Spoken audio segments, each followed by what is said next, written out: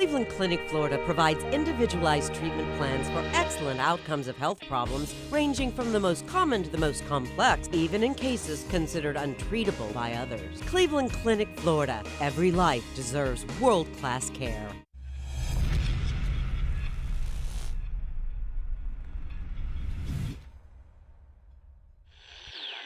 All right, welcome to the KVJ After the Show Podcast.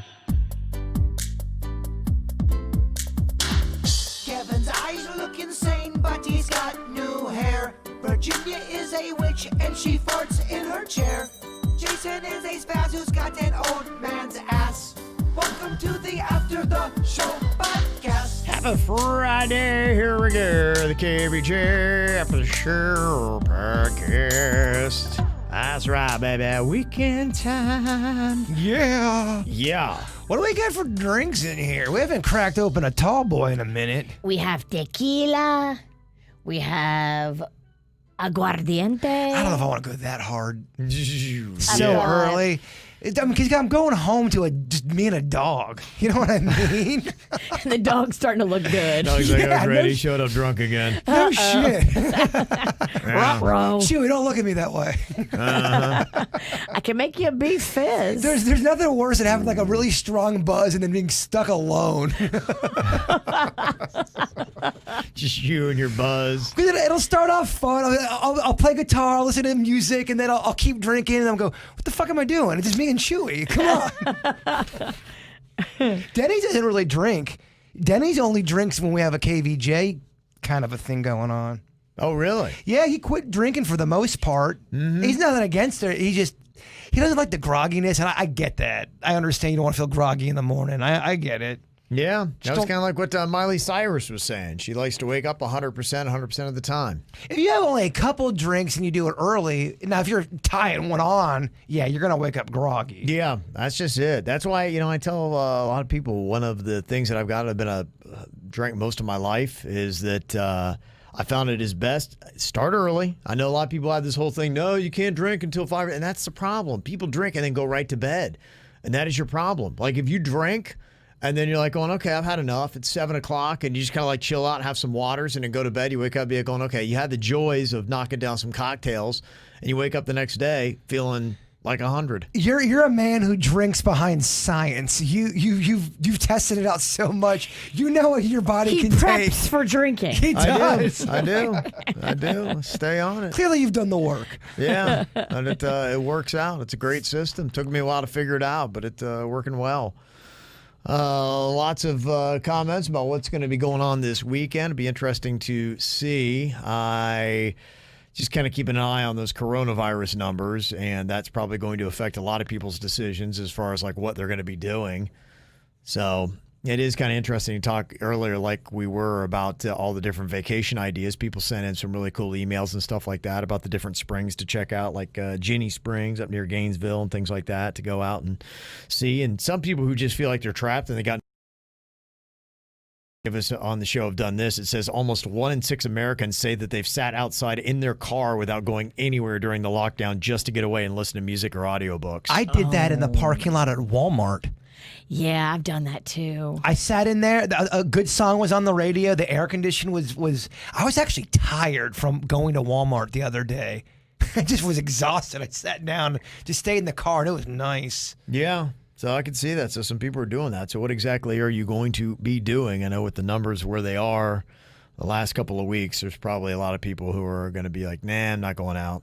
Be interesting to see if the young people are still going out. I assume they probably will be. Well, if they go out now, I just think, because I know they were not, a lot of them were not wearing masks. Yeah. People going out. You have to now, only because they've really enforced it. Yeah. So it's going to be interesting to see when people get all hammered up. To me, my social experiment's always just watching my daughter Caitlin to see what she'll do. Because, yeah, she's not a big fan of wearing masks. She's a big fan of going out. So where does that ride? Is she going to be? Because they got a couple places they go. One night it'll be this place. They'll go to this bar or this area, and another night. But they also have house parties. So that's the 3. They won't wear masks at the house party. No, they don't. And I think it'll be more of a house party weekend. Yep. Where they don't have to wear masks. They do a boat party too. Yeah, she goes out on boats a lot. So most weekends it's out on boats or at a house party. They may get her for the boat, though. If she's out on Yeah. a boat with a bunch of people and they don't have masks on, they may shut that down. Yeah, I'm wondering how that will go. Great question. Somebody who had said we did get that one text from somebody whose husband is a commercial fisherman, and he was stopped by PBSO. And they said, yeah, hey, just kind of a warning. When this goes into effect, we'll stop you and give you a ticket. So, yeah, people are out on Lake Baca. Are they going to Lake Boca. Are they going to get tickets for being on boats without masks? You have to say it like that, too. You can't say Lake Boca. Well, you have that's to how I go always Lake hear it. Boca. Lake Boca. Lake Boca. Caitlin, where are you going this week? We're going to Lake Baca, Dad. Is that what she really calls it? Yeah, that's what it's called. Is it? Yeah. I Yeah. know dick about shit. It's like a big, huge open area. It's like Peanut Island area without the island. Yeah. It's just like a big, huge, round body of water. I know I was kind of annoying everybody when I was talking about this earlier, and I don't think I was explaining to myself. I just feel like the people who don't want to wear a mask, I get that they'll get a ticket and all, but there are some people that won't wear a mask and they still have to go out into public settings. So, like a Bahor, if she goes out and they say you can't go in, I don't see a Bahor going, okay, I'm just going to go away. What are people going to do? All those people that were at the town hall meeting, they're going to still go out in public. Are they going to wear a mask? Are they going to go to jail or take the fine? And what happens when it escalates when they take the fine and they still don't put a mask on? If you don't think that's not going to happen. Oh, it's going to happen. I just can't wait to see the video. Like the guy at Walmart, the Yeah. old guy, he was getting into Walmart no matter what. Yeah. I think we'll get a lot of good meltdown videos.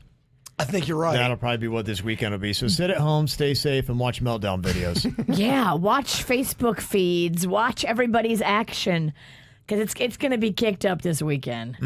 That's going to be a lot of fun. Because you guys, I think, nailed it earlier. There are going to be some people, too, that want to go out and prove a point. Yes, you're right.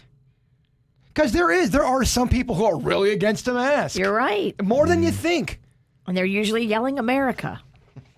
Here's a note about the mask. Virginia from Christina said, tell V not to buy the shields from Restaurant Depot. I bought them and 2 out of the 4 are broken. And they said that they don't take open boxes. I don't know how you can see they're broken if you don't open it.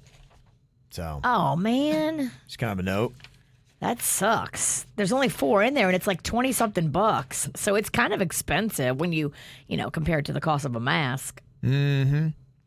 Nurse Schmidt in the YouTube chat room said, I think KVJ should interview a tracer on all these issues. Would be insightful. I'm not really even sure what that is, to be honest with you, but I will tell you that, we get a lot of stuff, and I do watch everything. I watch everything on both sides of it. And I have had, I don't know how many doctors on video in interviews on both sides of the issue about wearing masks and everything coronavirus that I can't even tell you. And so when they hit me, I'm like, yeah, but I'll send you 5 videos from the other side right now. Right. I think also, too, you can find evidence to support your theory. And it's only partial of the story. Yeah. Sometimes you need evidence on both sides of the argument. Yeah. If you're only presenting one side of evidence. Absolutely. So who knows? Somebody said, yeah, hey, what if Kev's daughter gets the coronavirus? What happens to KVJ? It's an interesting place, and I wonder how many people are setting up for this, because so many people are in awkward situations. I think all of us have been in them, where you may have somebody in your circle that doesn't have the same standards as you. And Magnolia. what do you do in these situations? And do you start setting up your house in a way where if the numbers do get any worse and the disease seems to be like, okay, there's some serious stuff, where you almost have a decontamination room where you've got to stay here or you're not coming over to this house or whatever it might be, where if you're a Floridian and want to go to New York right now, you got to quarantine for 14 days, where the same thing might be the case, where there's not going to be any face-to-face contact with anybody else in this family for 2 weeks. And you also have to shut down your lifestyle. It'll be interesting to see where we get in, if it'll get that bad. But yeah, that would be the next step.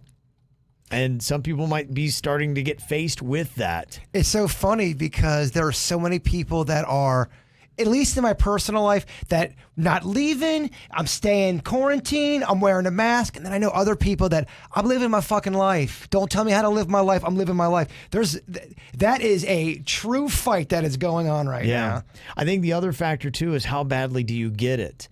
it just doesn't seem like everybody's experience with coronavirus is the same. That is true. And, I was looking into the story. Ezekiel Elliott's a former high state football player, and he plays with the Cowboys now, and he just had it. And he was saying that, he got a little bit of a cough, and he had trouble breathing. This is a guy who's a professional athlete. He's in phenomenal shape, like zero body fat, that kind of stuff.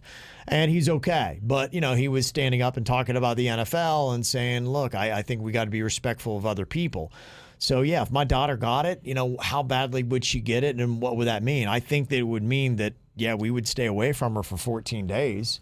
The only not the only thing. And we ourselves, I would go get tested immediately. Yeah, I don't want to screw up the KVJ show. I don't want to be, that's why I'm not really doing anything.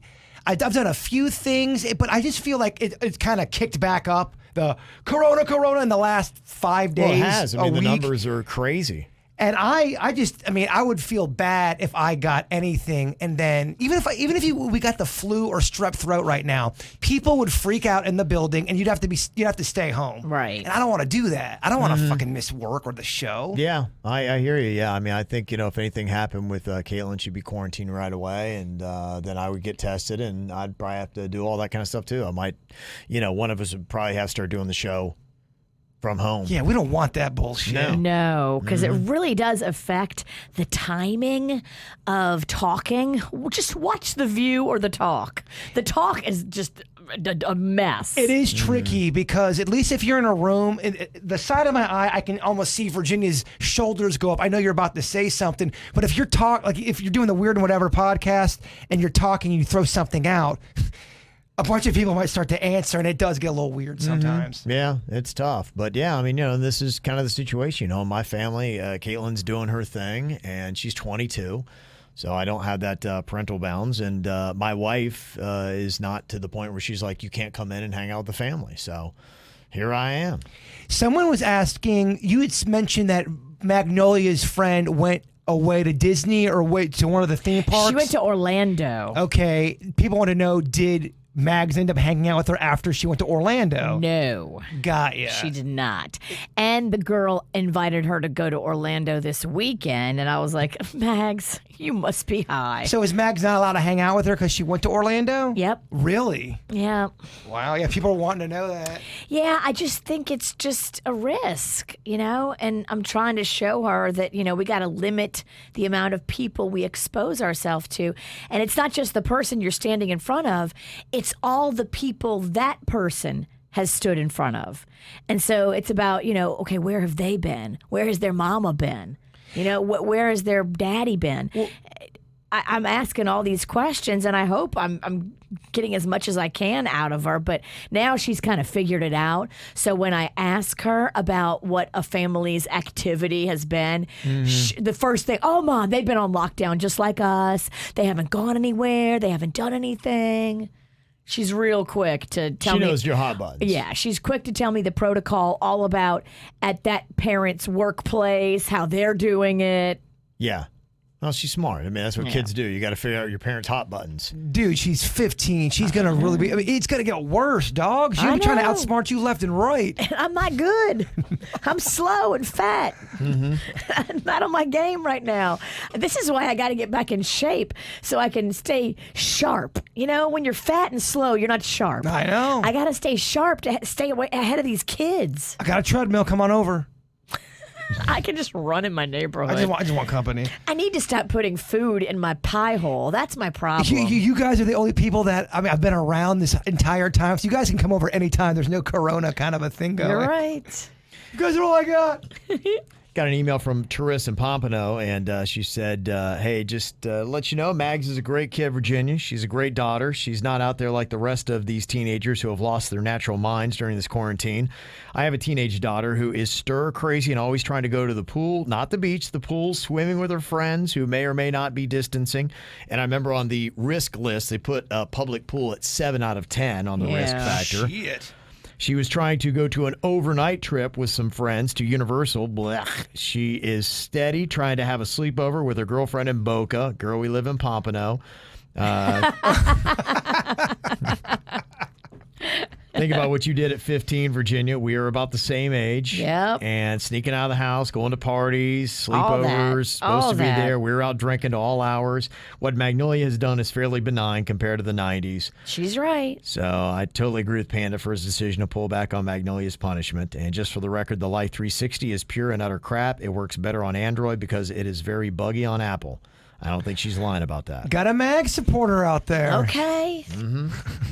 I did get a lot of emails, people saying that is a glitchy thing that happens to them too. It does turn off your location here and there, and you don't know why. But it was just so convenient that it turned it off exactly when she was going to the restricted beach at the restricted time. It did work well in her favor. Did you guys sneak out a lot as kids? Yes. Yeah. I did not, and I only did it twice. And the first time I did it, I was just riddled with guilt, and I got away with it. Nobody was gonna know, and I fucking confessed to my mom because I was 15 years old. I go, Mom, I got something to tell you. I snuck out. I went to the dog track and I went to the Rocky Horror Picture Show. You went to the dog track? And I won. How old were you? I was 15 or 16. I won the very first bet I ever laid at the dog track. I won. Me and JR, my buddy, we did a Cornella and hit it, and you would have thought we won the World Series because we didn't know what. When you were 15? Apparently so, because we walked up there, we placed the bet, and I won money underage, and Damn. could not believe it. We were kings at McDonald's that night. The 80s were so different. It was the 90s. Was it 90s? Yeah, I was a teenager. I ain't old like you, dog. My teen years was in the 90s. Now I feel old. Yeah, Old and fat. go watch one of your John Hughes movies. And then another comment here from Lexi said, could we play the light game with Magnolia's call?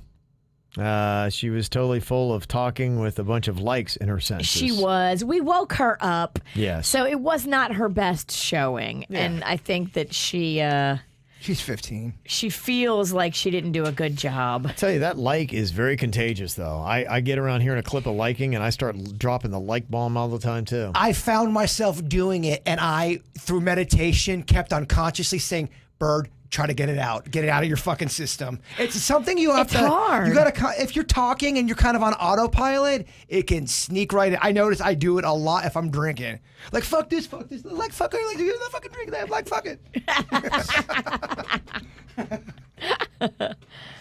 Got a question here from Vincent wanting to know the kayaking place that Virginia went to in Isla Mirada. Looking to take my fiance there 4th of July weekend.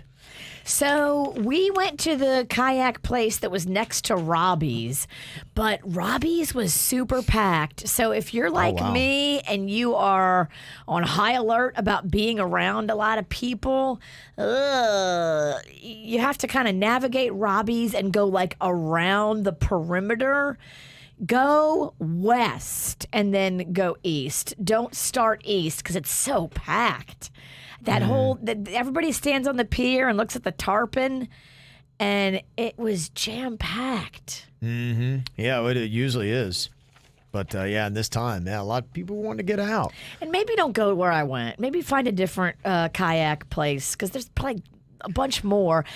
I'm regretting going to that one because it was definitely the most popular. And like 3 different people messaged me after, I saw you at Robbie's.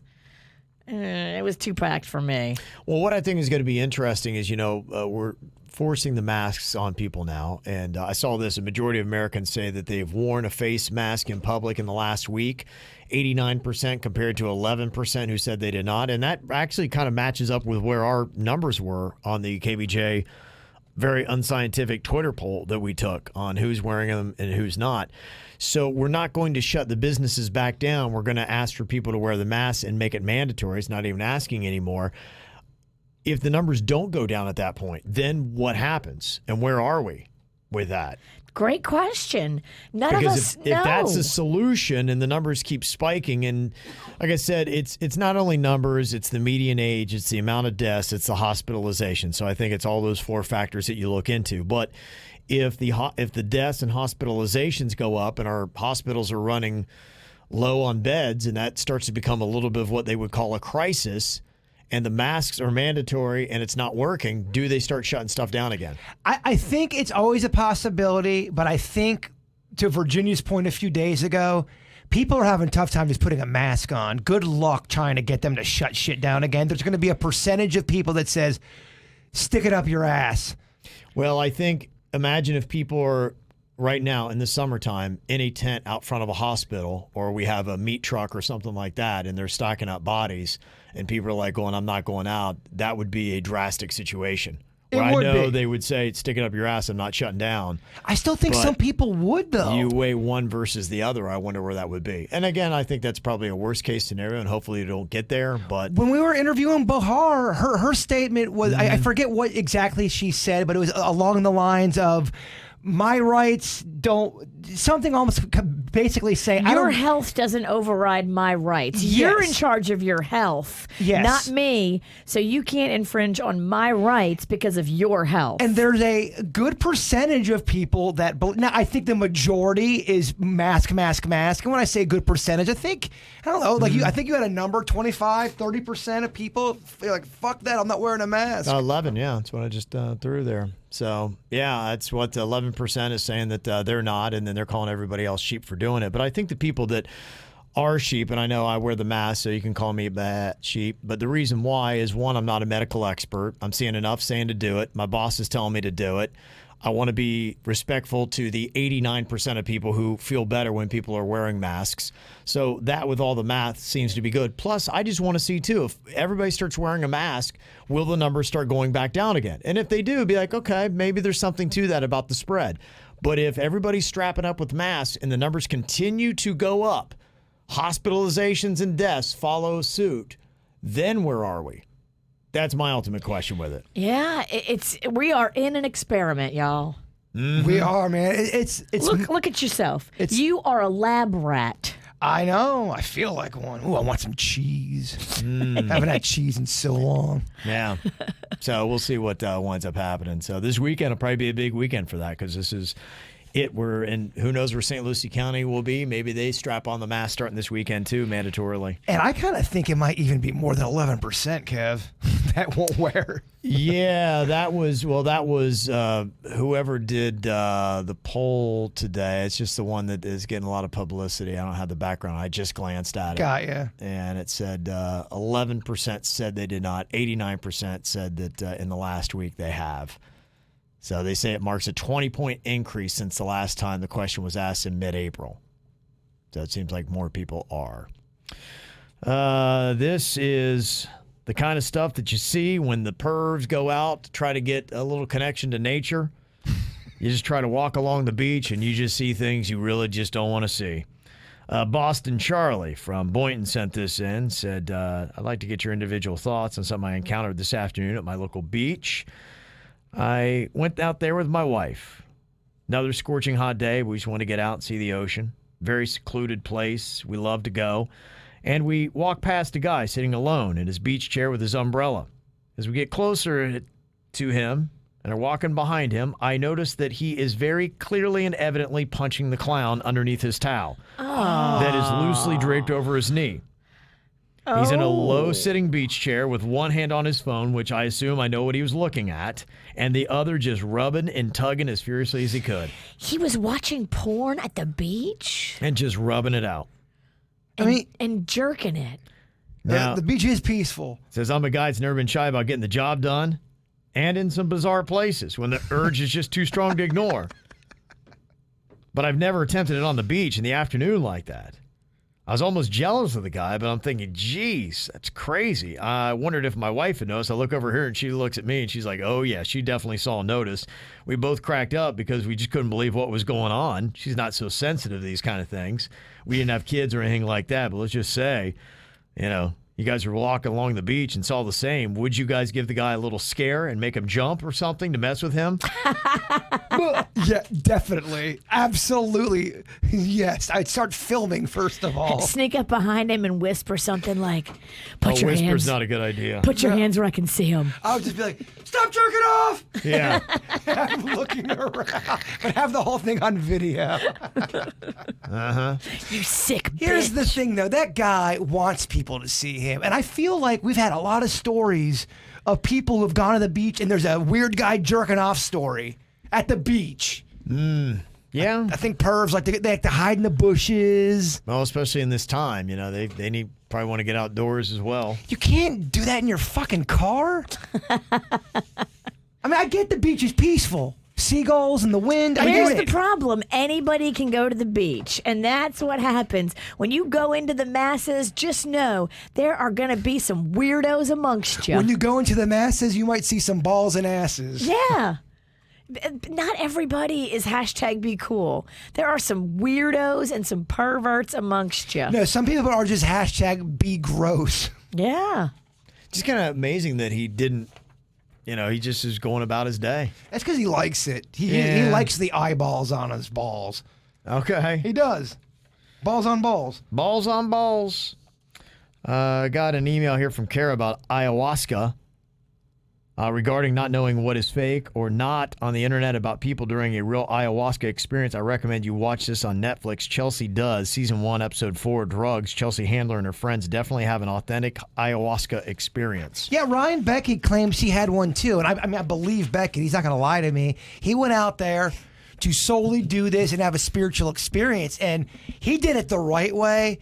I'm not sure if everyone does it, but he stopped having sex, I think he couldn't even masturbate before. You're supposed to go in there with a clean kind of a soul or spirit to really get the experience. You're supposed to I think he was supposed to not watch the internet. He had to cut out a lot of the worldly type things. Wow. For how long? I want to say he did that for a week or two before the experience. It was a big thing for him. Did he go to another country? No, he went, I think he went out west somewhere, maybe Arizona or Lake something. Worth.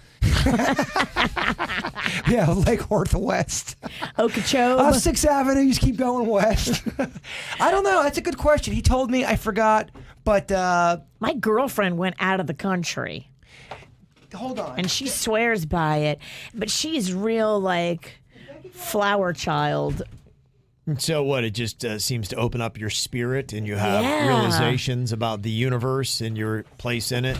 He stayed in Florida to do it. He went out somewhere to do it. But yeah, he said for a good week or two, again, I think anything like that, you want to consciously come out of it and try to apply what you learned, if that's what happens. But does it wear off like anything? You know what I mean? You have to constantly. Do you smoke it or drink it? I don't know. It's a great question. I really don't know much about it. I just know that it's supposed to be, they always talk about, spiritual. Maybe we should have Beckett on. Yeah, we've talked about it before. It was a while ago that it happened. Mm-hmm. I would like to know, does he still feel like what happened out there? Did he apply it to his life now? Or is it all just a bunch of horse shit, a bunch of hippies just trying to get high? Is it still with him? Yeah. Interesting stuff. People are definitely doing it. It seems to be one of the trendy things that people are talking about now. If that became legal, would you ever do something like that? I have a hard time letting go to that level. I feel pretty good about where I am, so I don't feel like I need to make any adjustments. I'm not searching. Yeah, I'm not searching. Yeah, But I'm if good. you were, maybe you would. But I mean, Yeah. if you're stable and not searching and happy, I don't think that you're looking for that. I think when you're looking for something, that's when you go to stuff like that. Make no mistake, my friend. We're all searching. Whether we know it or not, we're searchers. It sounds too intense.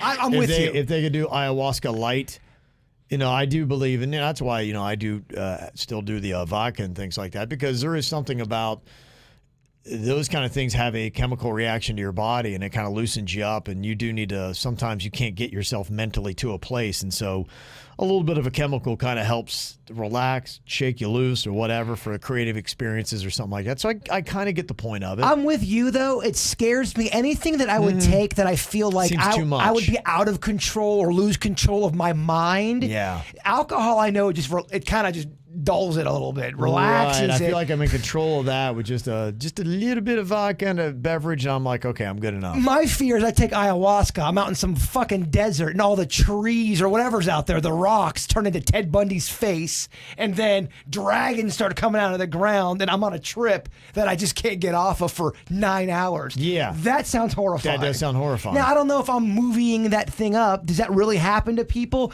I talked to a buddy one time who did acid, and he swears that the guy right next to him's face was melting off and that the clock was melting. And I don't think he was lying to me. Mm-hmm. So, but I don't want that shit. No, that's not a party. That's not a party. No. What fun is that? Got an email here about Rob Lowe. You guys were talking about him the other day, and the director of all those 80s movies. Rob Lowe started a podcast called Literally with Rob Lowe. It's pretty entertaining. Virginia, I just wanted to thank you because of a comment you had with Dak Shepard's podcast. I listen to it regularly now, and I owe it to you. Kevin, thanks for your recommendations for Netflix on Operation Odessa, Ozark, and a bunch of others. You should watch The Big Bang Theory. I'm addicted to that show. It's on the list. One of these days I'll get there. Jay Bird, you just keep me laughing on a daily basis. Thanks for your hard work. That is from Buckley. Been listening since for 13 years. Thank you, that. Buckley. I'm sorry that my recommendations are shitty. He's like, good recommendation. I do get some shit from some of my recommendations. This email said, so I was getting ready for bed and washing my face when I tried to turn up your podcast, and I pressed what I thought was the volume up button on my phone when, holy crap, I accidentally was pressing the wrong side of the phone, and I activated the emergency I'm being kidnapped feature. Oh, no. It really works. It calls 911, and it's very loud. Holy crap. Wow. How about that? Also, Brittany said, I don't know if you can talk about this, but I've always been curious about how radio endorsements work. Do you guys get free goods, services in exchange for your endorsements? Like free braces for your kids, plastic surgery, new hair, stuff like that, trips to MD now. Do you get paid in addition to that? I assume the station gets paid, just behind the scenes stuff. Yeah, it really depends upon what the deal is. Every deal is different. Yeah. And every client is different. And every client has different goals. And some of them want to give you free stuff and pay you money. Mm-hmm. Some of them just want to exchange, where you do the commercial, and instead of you charging them money, you get like a bed from Sleep Number. Right, yeah. It just really depends on the deal. Yeah, and a lot of times it depends upon how expensive the item is. True. As to how long you might do all that kind of stuff. But yeah, it's good, and it is a fine line on, okay, taking on a product that you really love. We try to start from the other way around, where we, there's something that we love and we think people should know about, and then we try to go to them, and hopefully they'll want to start advertising with us, and that's the right way to do it. All of our endorsements, we're really particular about who will do, and I know, for me, I got to really be a customer of that and really truly love that, and I've dropped ones that I didn't love. I had to turn them down, and it doesn't always go over well with sometimes the sales department. Like, guys, I don't want to do plastic surgery endorsements. And by the way, what are you trying to fucking say to me? Oscar from Orlando said, hey, I just want to say that I love everything about your show. Find out what's on everybody's mind. You guys giving terrible advice when a listener calls in with a problem and all the stunts. But arguably the best part of the show is when the phones and computers don't work. Kevin wants to punch a hole in the wall, all while Statler and Waldorf laugh and make fun of the fact that nothing works, as well as pointing out how pissed Kevin is. That's a pretty accurate description. Very accurate. Question, is it just a financial thing where WRMF can't afford anything that consistently works, or do they just not care? Love you guys, Oscar. Well, we are with a newer company that we've been with for about maybe a year and a half now, and they are fantastic. Their name is Hubbard, and they've been around forever. Family-owned, yeah. They've been around forever. We're new to them, but they're not new. Yeah, new to us. They started in the 20s, DirecTV. They basically started that, satellite TV, and they've done TV stations. With radio and a lot of radio stations, they're newer in that game as of the last 10 to 15 years. And so we're part of the group they bought, but they really believe in giving their people great equipment. The company we were with before them did not, and they were just trying to make it work, and they were overextended, and they were basically taking pieces. They weren't updating our equipment. It was they just had stuff like crap. Duct taped together. Yeah. And so the new company did come in and do a lot of upgrades to stuff. Mm-hmm. but they, it's going to take time for them to upgrade everything. Yeah. And the other thing too is these are some weird old ancient pieces of equipment that we have here. It's an expensive fix. And they have 7 stations that they came in and were like going, crap, you guys really need a lot of equipment. I don't think realize that when they bought these stations. I can't believe the equipment we had back at Wild 95.5 was so superior than some of the stuff we have here. And that was 7, 8. And this is why I warn Years you, ago. because Jaybird, you're looking at buying a house right now, and this is the tricky thing. You can buy something like our new company did and not realize how crappy it is. You got to look under the hood. No, I know. And you got to have an advocate helping you. I do not want to buy a lemon. As funny as it would be for material on the show, I don't want that fall apart. That's real stress. Yeah. And jokey stress is fun. Real stress sucks. I'm lucky. I got a good father. I got people helping me out. So, and I don't think you're gonna let me either. I'm not. Yeah, I'm gonna kill anybody who tries to screw you. The chat room's got a great idea, and I 110% agree with it. We need to get a punching bag for the studio, so when the equipment I'll goes probably off. break my wrist. My favorite is when people go, Kevin smash. 'Cause there's a few times. When you break your wrist, is that a workman's comp claim? Yeah, good question. Yeah. Because the computer drove you to do it. I feel like that punching bag would be helpful for everybody here on the show. There's certain times you want to come here and just fucking punch the bag a little bit. That'd be a bad idea. I wanted to get a quick clarification here. If we can get Suits, there was an email that came in from Shire. We talked about this earlier in the show. I'll make sure if you didn't hear it, our conversation about the Bubba Wallace situation that was going on with NASCAR.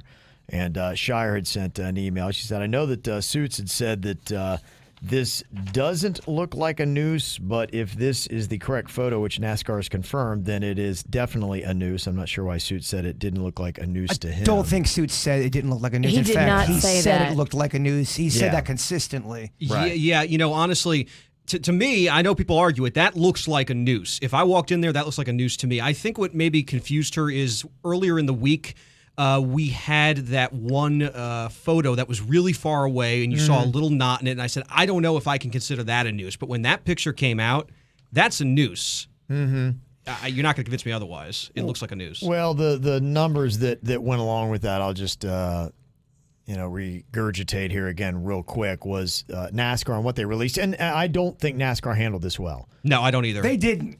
They handled it too So- emotionally. They were freaked out. They just didn't. It was not handled well, and it could have been done a lot differently. But the information of what we see, if we would have had this day one, then there might have been a different feeling on this.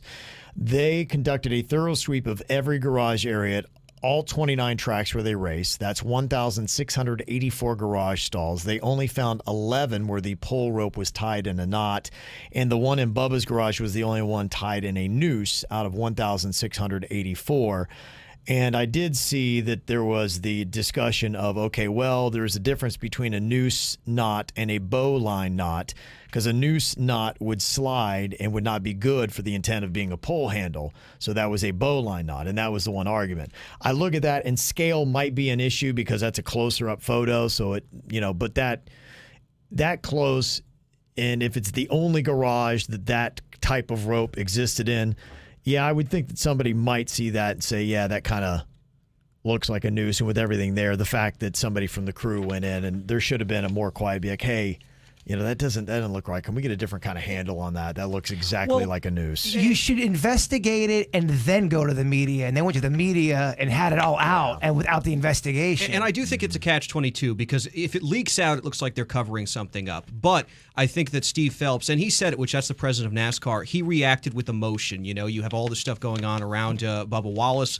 They're concerned for their drivers. He saw that. He was frustrated. He was emotional. He put out that statement. And he did come out and say, look, I messed up. We shouldn't have said this was a noose right off the bat and all this other stuff and make it like this was something so certain. My one question about this, and you look at that, is this right here something just completely coincidental that it was in Bubba's garage and it looks like a noose, and was it completely done unintentionally, or could this be one of those things where, and these are the things that I think you're talking about today, when you see somebody doing something that's inappropriate racially, where somebody be like going, hey, this looks like a noose, and they tie it and they leave it. It's not intended for Bubba because it's been there for a long period of time, and I'm just asking.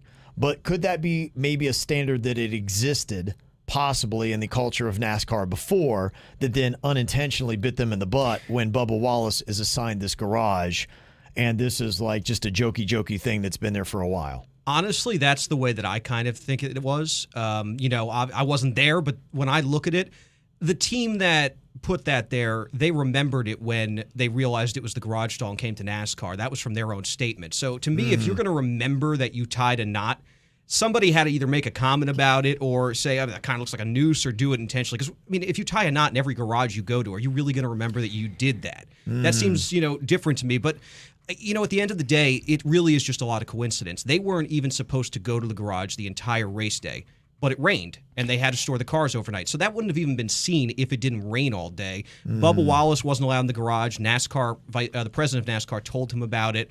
I think it was just an unfortunate situation with the circumstances where everybody jumped the gun and got emotional and didn't handle it correctly on the side of NASCAR. I have a legit question. Does a noose always represent something racial?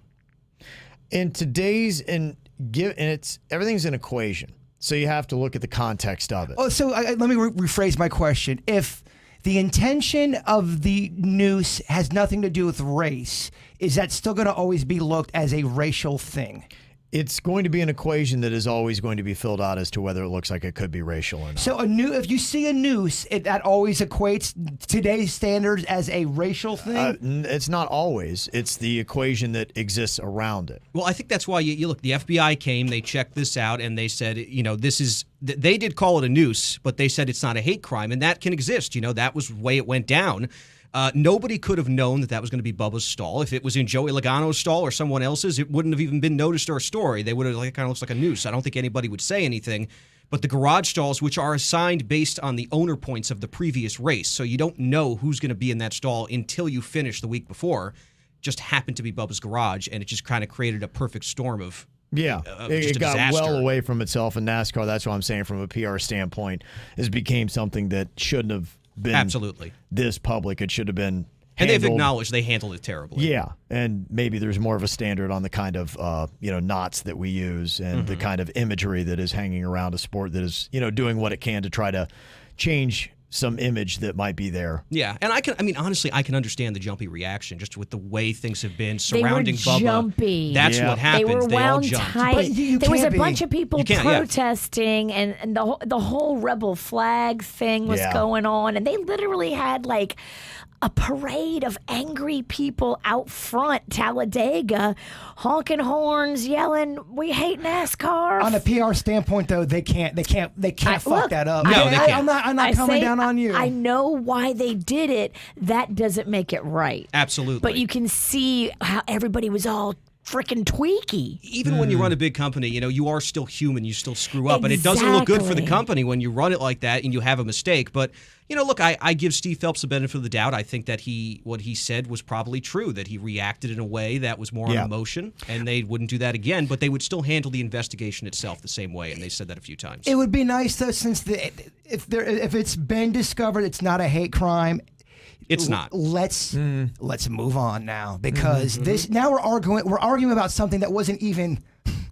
It's not part of it. The at this intent point. wasn't. I'm not saying us. I'm just saying the overall argument is something that wasn't intentional. The good news is that it's not a hate crime. That's what people should be looking at. That there was nobody here who was trying to, hurt Bubba Wallace. This is the best case scenario. Yeah. And then you know what? Let's go racing. Let's go to Pocono and move on. What it is people don't trust the media anymore. A lot of people don't. It doesn't matter what side of the aisle you're on. People just don't. I think a lot of people see through the media, that media has an agenda, and I think people are mad at the media for running with it, for stirring things up when they didn't have all the facts. And that's a percentage of why you see some of the outrage. Well, I think there's a lot of people out there, too, with a distrust of that they go to these alternative sites that aren't always the truth, but people have built a culture of distrust, so they don't believe a lot of times when something happens. You know, you look at Jeffrey Epstein, you look at Jussie Smollett. We know that those are shady, that there's things there. It doesn't mean everything is. It doesn't. And I just think that sometimes a coincidence can happen, and it looks bad, but it happens. A lot of factors working. Yeah. People's relationship with the media is different than it was even 10 years ago. Absolutely. Well, it's probably for just anybody else. It's a cautionary tale of awareness of do you have things that could have imagery that sends messages to different people in different ways. And so just look around. And it's also important, too, to not overly look for things as well. Yeah. Well, it'll lose its effect. Of course. If things like this keep happening, then yes, the conversation will happen. We'll be deafened. All right. Appreciate all of your emails. You can always send them to us, mail at kvjshow.com. Enjoy your weekend, y'all. We'll see you back here on Monday. Goodbye.